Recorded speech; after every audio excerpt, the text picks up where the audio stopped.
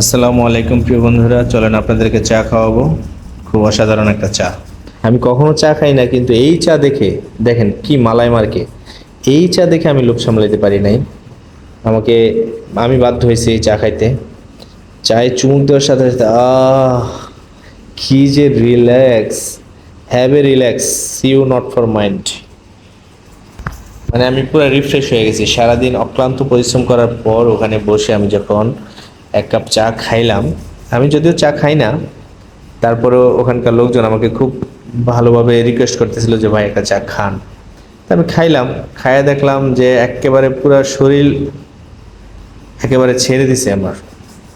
খুব ক্লান্ত ছিল, একেবারে সতেজ হয়ে গেছে এই চাটা খাইয়া। তো আমি কথা বলতেছিলাম, আমি চট্টগ্রাম পতেঙ্গা সি বিচের সামনে।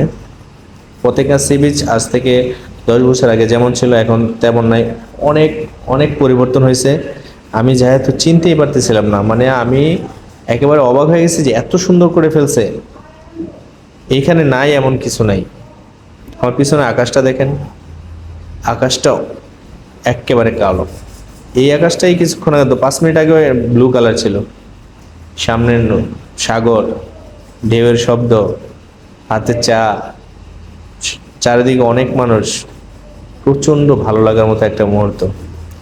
শুধু সাথে যদি এক লোক থাকতো, ফ্যামিলি মেম্বার থাকতো বা আরেকজন থাকলেই হয়তো আমি খুব ভালোভাবে এনজয় করতে পারতাম।